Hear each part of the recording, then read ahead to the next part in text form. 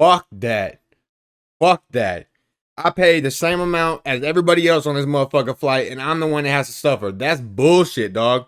That's bullshit. If the baggage is too big, you don't allow it. What the fuck? If a motherfucker's too big, you shouldn't allow it. If I'm over here trying to squeeze my bag in, y'all will come and take it and put it on to take off the fucking plane to go put it in the carry on. I be getting them motherfuckers mixed up. Carry on or whatever the other one is. But that's facts though. If your bag's too fucking big, they gonna take it and you're gonna have to wait to pick it up whenever we get to the next airport. If they don't lose it. That's bullshit. What the fuck kind of little dig at her was this? This is bullshit. Today for our daily cancellation, I must come to the defense of a fellow YouTuber and commentator. Sydney Watson was the subject of internet outrage over the weekend. It generated critical headlines in the media after she complained about her experience on an American Airlines flight where she was stuck for several hours between two morbidly obese passengers. Now, it all began with this tweet thread published in helpless anguish a few days ago, in which Watson writes, quote, "I am currently literally wedged between two obese people on my flight. This is absolutely not acceptable or okay. If fat people want to be fat, fine. But it's something else entirely when I'm stuck between you with your arm rolls on my body for 3 hours." Hey, facts though. She continues, "I don't care if this is mean. My entire body is currently being touched against my wishes. I can't even put the armrest down on either side because there's no effing room. I'm sick of acting like fatness to this extent is normal. Let me assure you, it is not. I'm so effing mad, I don't even have words. If you need a seatbelt extender, you are too fat to be on a plane. Buy 2 seats or don't fly." Yeah, I thought that it was like a thing. Like if you weighed over so much, you were required to buy 2 seats. I said to the man, "Hey, we can swap seats if you'd like to sit together." His sister is on my left. He says, "No, that's okay." And then I started shrieking internally. You know damn well he said no because he was like, if I sit over there, I'm not gonna have that much room. On God, he said that. Now, in photos taken secretly, though not revealing the other passengers' faces, you can actually see that their bodies are, in fact, spilling over into her seat, squeezing her in on either side. In fact, they have so much oversized baggage attached to their physical frames that Watson can't even put her tray table down. There's another photo of her trying to put the tray table down, and one of their stomachs is like in the way, and she can't put it down. This is very much like the scene in Star Wars where Luke and Leia wind up in a trash compactor. There's no way anybody literally wants to be that fat. Like, I guess I mean, if you do, there has to be like some type of mental problem because there's no way you want to be that big. You know it's unhealthy. You know you don't look your best. You could barely breathe. You sweat all the time. You could barely catch your breath. You could barely do any type of physical labor or activity. You can't even walk up a fucking flight of stairs without being out of breath if you're that big. There is no way in hell someone wants to be that big. Unless they just want it for attention, sympathy, or they just lie to themselves and say they want it. There's no way nobody wants to be that fucking big. I'm skinny as fuck right now, but I'm getting a gut and dog, and I hate it so fucking much. That's why I've been starting to like run, motherfucking do crunches, do shit like that, just because there's a little bit of fucking belly fat that I got on my lower stomach is bothering the fuck out of me. It nearly crushes them to death. Except in this case, the trash compactor is made out of sweaty human flesh, and thus is far more horrifying. Also, if memory serves me, I think C-3PO bailed them out of that jam, but Sydney Watson had no one to rescue her. Not even after the fact, when American Airlines responded to her complaints with this. This was their response, their official company response. Ooh. Quote, "Our passengers come in all different sizes and shapes. We're sorry you were uncomfortable on your flight. Period." Fuck that. Fuck that. I paid the same amount as everybody else on this motherfucking flight, and I'm the one that has to suffer. That's bullshit, dog. That's bullshit. If the baggage is too big, you don't allow it. What the fuck? If a motherfucker's too big, you shouldn't allow it. If I'm over here trying to squeeze my bag in, y'all will come and take it and put it on to take off the fucking plane to go put it in the carry on. I be getting them motherfuckers mixed up. Carry on or whatever the other one is. But that's facts though. If your bag's too fucking big, they gonna take it and you're gonna have to wait to pick it up whenever we get to the next airport. If they don't lose it. That's bullshit. What the fuck kind of little dig at her was this? This is bullshit. This little tweet is more bullshit than the obese people sitting next to her. Of course, if your luggage weighs 1 pound over 50, Oh God, yes, American Airlines will yes. charge you $100 extra. If it Fuck weighs over that. 100 pounds, you can't bring it on the flight at all. So luggage is not allowed to come in all shapes and sizes, God. but a passenger can take up 1.5 seats. And the poor sap who gets stuck with the half seat just has to deal with it, apparently. This is the view of American Airlines and of the American media, which, as mentioned, blasted Watson for fat shaming the bulbous individuals who nearly suffocated her. That, bro. But as always, the media and the outrage mob have gotten this one entirely. Why did the airplane felt like they needed to respond to that? Why would that benefit them to having bigger people? Is it because like it shouldn't have benefited them at all? Bigger people should have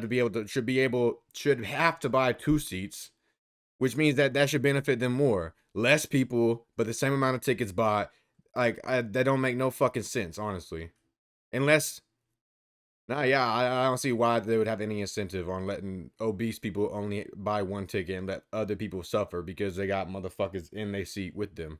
People that they don't know. It's already uncomfortable enough to have to sit by someone that you don't know for that long. But someone touching you for that long, dog, I couldn't even. I had to miss my flight or something. That's foul. Fuck that. It is perfectly reasonable and appropriate for Sydney Watson to complain about this. And the reason why it's reasonable is very simple. She paid for a seat on the airplane. She paid for the entire width of the seat. She paid for the privilege of occupying that assigned space. And she paid a lot of money. Even if it's a crappy middle seat, she still paid a lot of money because flying is not cheap. The obese people on either side of her are taking space that does not belong to them and that they did not pay for. So she is indeed the aggrieved party in this case. She is entirely in the right. In fact, she is obviously, self-evidently in the right. It is absurd to expect a person to simply be okay with having someone else's body, 2 people's bodies as it happens, wedged against theirs for several hours in a row. You're flying on a plane, not attending an orgy. This kind of physical intimacy should not be part of the bargain. It's only become a standard feature of the air travel experience because, for one thing, the airlines treat their passengers like livestock, and for another, so many passengers these days, in terms of size, are not far off from livestock. No offense. It's an untenable situation, made all the worse when it's cloaked in the language of body positivity. But really, it's got nothing to do with any of that. This all stems from a total lack of concern for fairness, for health, and for the comfort and well-being of paying customers. And it's also a symptom of a common problem in our culture, one that we talk about a lot on this show, where time and time again, we encounter a situation where somebody has to be out of luck, right? It's a zero-sum kind of contest. Someone has to be inconvenienced. Someone has to be made uncomfortable. Which shouldn't be the case at all. Someone has to be the loser in the situation. And when that happens, we always choose the wrong person to lose. We always give the short straw to the exact person who should not be forced to draw it. Yeah. And we do this without even acknowledging. And then the bigger people are going to be like, you skinny people don't know our struggle. We got to struggle every single day. And it's just a hard time for us and such a hard life we got to live. You are doing that. Your metabolism might not be fast as some people. Your motherfucking, you might eat out of depression and this and that and this and that. It's not a fucking excuse at all. It's really not a fucking excuse. And I don't understand why today in society we act like it is. It's not.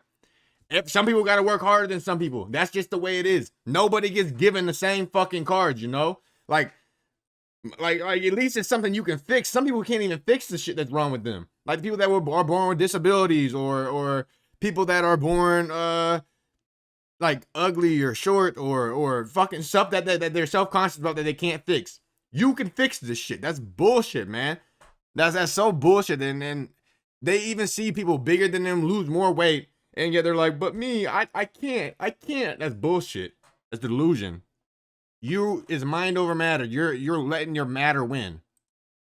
That we're doing it. In the case of air travel, we can either require that morbidly obese people pay for first class or for multiple seats, or simply forbid them from buying tickets at all if they can't fit into one seat. Or we can force normal-sized customers to give up a third or half of their seats and have their personal space invaded and be unable to use the features of the plane they paid for and force them to be uncomfortable and miserable for the entirety of their flight. Those are the two options. It has to be one or the other. The morbidly obese passenger creates a situation where someone has to be the loser. Someone has to come out on. And plus, there's less obese people. It should be the people that are the minority. As fucked up as it sounds, like if it's something that they can fix, and they're not normal in this aspect, like she's built like a normal girl. They are not built like normal humans because they're so obese. Sounds fucked up, but it's true. Like it shouldn't be the normal person that has to take an L just because they want to live their life sloppily. On bottom. And someone has to be inconvenienced. And it's incredibly obvious that the someone in this case should be the morbidly obese passenger who has created the situation in the first place. But he ends up talking on for 2 more minutes, but every single thing that he said, I said before he even said it, or it's along the damn lines. I don't think I'm missing much, and the video's already 10 minutes, so I'm in that there. Deuces.